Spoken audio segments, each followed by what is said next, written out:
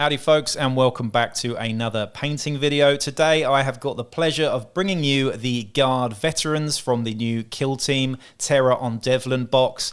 I saw this announced when I was in Milwaukee for Adepticon and I was extremely excited about getting my hands on both the Guard veterans here as well as the Red Terror, new and improved, much improved from the previous model, which was probably the worst model that Games Workshop have ever released. Anyway, I'm going to be doing a video on painting my first ever Tyrannid alongside this, but I just want to say thank you to Games Workshop for sending this to me for me to paint up. So what I'm going to do in this video is paint up the entire squad of 10 Guard veterans here. I've actually been asked quite a few times from a few people in the comments to paint up some Krieg or some Deathcore, similar things like that. So this is the closest we're going to get to it with me painting my first ever actual Guard squad here. In terms of color scheme here, again, I want to strip things back and go with a very simple, very sort of real world army scheme, which is kind of special forces, SAS vibes. We're just going to go with blacks, browns and greens. I'm going to pick out a few of these different browns and different greens and sort of blend them all together and make a fairly realistic and fairly dirty, semi-grimdark paint job here. In terms of brushes, nothing special here. I've got a couple of older Citadel brushes and a smaller Winsor & Newton brush for any detail as well. But again, I'm not going to go crazy doing many edge highlights on this. We're going to be doing no brushing either. I want things to be very, very simple. I'm deliberately going for a very, very simple, semi sort of grimdark realism kind of vibe here. So it's not going to win any awards, but it is quick and it is effective on the tabletop. This Grenadier is absolutely my favourite model in the bunch, and as soon as I saw him on the Warhammer community website, I just knew I had to have him. I'm going to start off by just blocking out all of the fleshy areas on these guys, which in most cases I've gone with balaclavas, so I'm really only doing the eyes, and to be honest, you're not really even going to see most of this a lot of the time. The only other part on these models which is flesh is the forearms, as well as these guys are wearing gloves.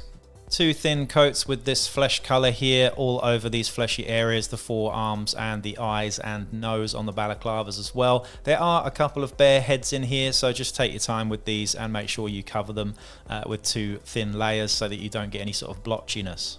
Okay, with the flesh done, we're then going to take our first green. This is the sort of light midish green that I chose here, and this is just for the capes on the back of each of these guys.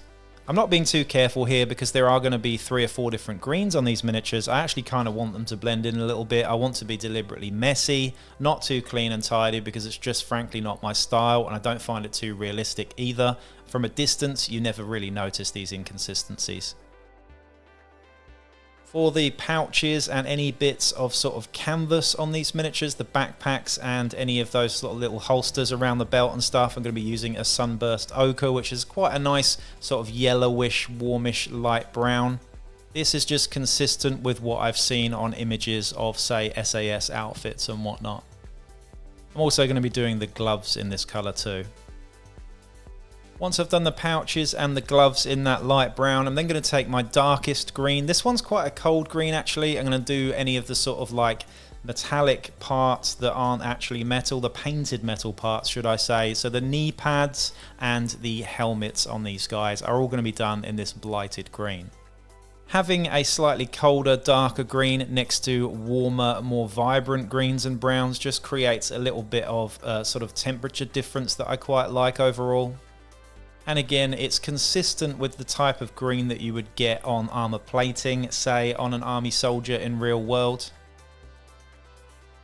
Now for the metallic parts quickly, I'm just going to do the belt buckles in this sort of mid-silver, as well as the clips on each of the grenades and some areas just on little parts that I think might need a little bit of treatment with metallics. Nothing too major here. I don't want to go crazy with metallics as it just wouldn't be too realistic. So with all the metallic parts done on these guys now, the Imperial Aquila on the guns and helmets I also did in metal, by the way. I'm then going to be using a sort of mid-reddish warm brown here, which is umber root. This is going to be on all of the leather straps across the miniature, of which there are quite a few. Any little sort of buckles and straps that you see on these guys, I'm going to pick out with this sort of slightly different, slightly more warm brown. You'll notice that I'm keeping the main sort of bodysuit, the trousers and the tops that they're wearing are going to be just flat black, to be honest. I'm not going to do a huge amount with those until a bit later. But any other fabrics, particularly the sort of face masks, the little sort of shrouds they've got across their faces, the scarves, and any hats and things like that, I'm going to do with a sort of olive green now. Again, just to be consistent with sort of typical army or special forces colours.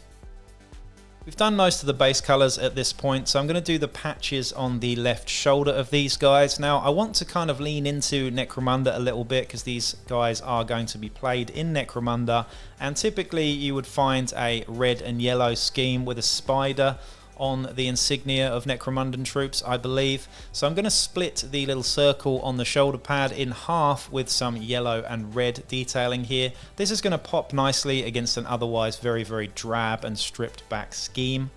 I'm using quite a bright, mid to bright yellow here, and of course going over black you're going to need to do 2 or 3 coats of this. You don't want it too blotchy, so just make sure that you add a few smooth coats all over that circle on the left shoulder pad. I'm then going to take a very bright red, orangey sort of colour and just split this circle in half on the latter half, so the right hand side. Again, taking my time with a fine brush here just to make the split down the middle fairly even. Again though, this is such a small detail that it doesn't have to be perfect, so don't spend too much time on things like this. Overall, the effect across the squad of 10 miniatures will look consistent enough, even if you make a few mistakes here and there. Okay, that's all of the base coats done on the miniature. I'm then going to go in with some washes now. We're going to use quite a few of these. The first one is a Citadel contrast paint called Dark Oath Flesh. I really like this for my flesh colours. I want a sort of swarthy, dirty look to these guys, so this is a beautiful colour to use on all of the fleshy parts. Take your time with this, make sure it doesn't pull too much in any of those deeper recesses. You can move it around with your brush. The thing I love about contrast paints is they are just so versatile. You can really pull them around a little bit, and if you work in clever ways with them, you can really get great effects out of them. For the black metal that you have on the guns and any of the sort of like earpieces and headphones and things like that, I'm actually not going to do a huge amount with them other than sort of just give them an overall sort of upper sort of vague highlight of a very, very dark blue grey here. In this case, the darkness. That's all I'm going to do. I'm not going to edge highlight them at all. I'm just going to go around and get the upper areas of the guns, the barrels and the sights and scopes and stuff, and just kind of hit the top with this darkness. This is just a subtle difference in color and adds something else to the mix with an otherwise very green and brown scheme. We've just got a little bit of a colder blue coming in here, and that's really all you're going to need to do with the guns here. Another Citadel contrast paint here, and this one is Snakebite Leather. This is perfect for, of course, leather. I'm going to get all the pouches and all of the leather parts on this as well with the same color. We've already got those differing base sort of tones with the browns in here, so this Snakebite Leather will just sort of bring things together, make it look more consistent and sort of shade the recesses in the right way.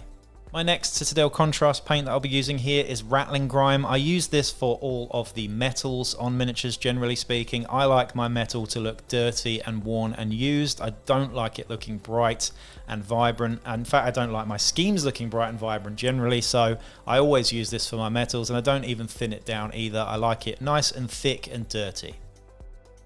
For all of the greens, I'm actually going to bring them all together now using Citadel Contrast Militarum Green.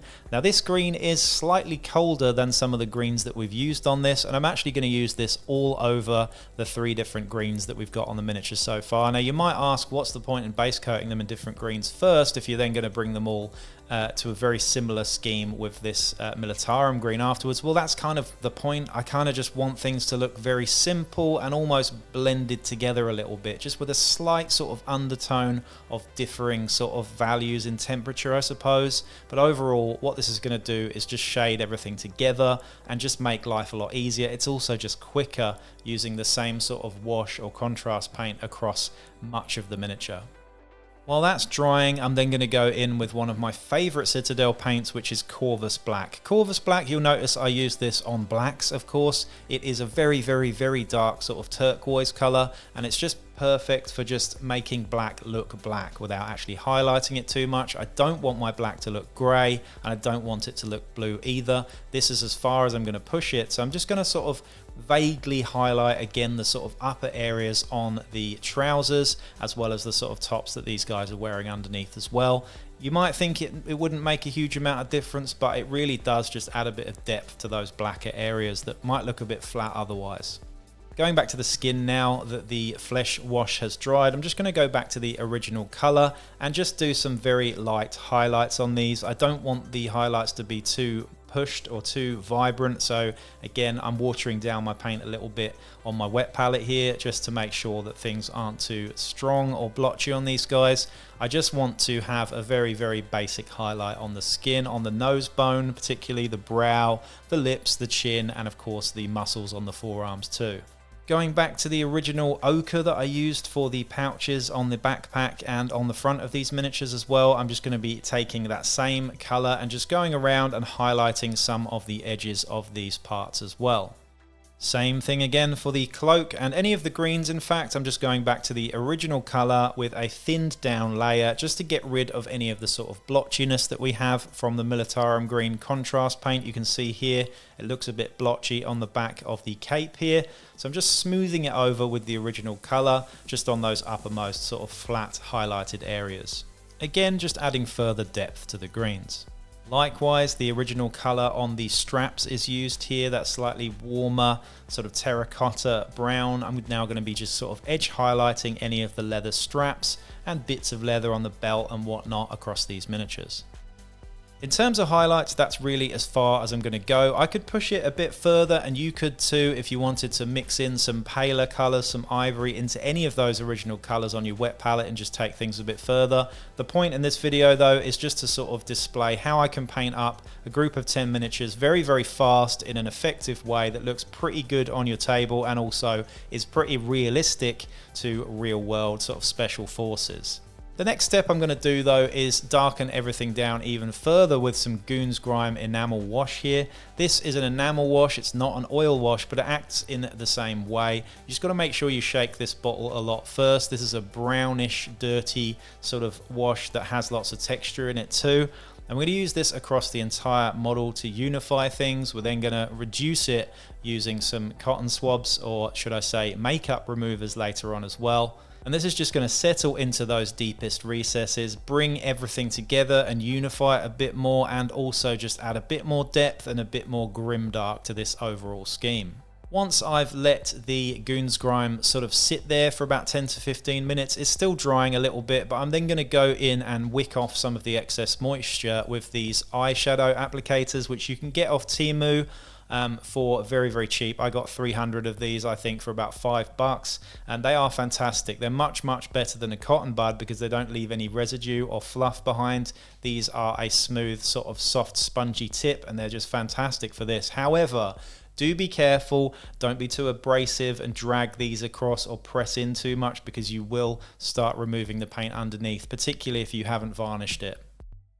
But I'm really going around the whole miniature here, just taking off that excess moisture. What I'm then going to do is dip the other end, the clean end, into some odorless mineral spirits and just go a bit further, taking away some of that dirty brown wash that I've got on any of those uppermost areas, just to again make the highlights stand out a bit more and the deep parts look deeper.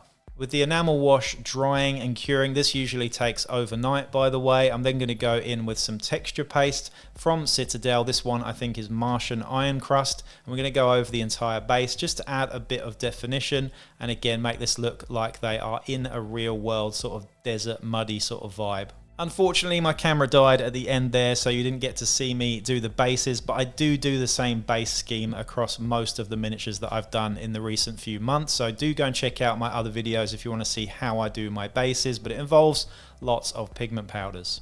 Okay, so here we are. We have our 10 Veteran Guardsmen finished and ready for the tabletop. The point of this exercise was to get things in a sort of real-world SAS kind of scheme vibe, which I think I've achieved here. It took me 2 to 3 hours to do this. Yes, I could have pushed things further and done a lot more edge highlighting, perhaps used other techniques to make these guys pop a little bit more, but that wasn't the point. I wanted a very drab army scheme here, and I think I've achieved it fairly well. I'd love to know what you think in the comments, though. I would say these guys didn't actually photograph too well because they are very, very small, and I reckon I could get some better photos of these guys, perhaps integrated with some terrain.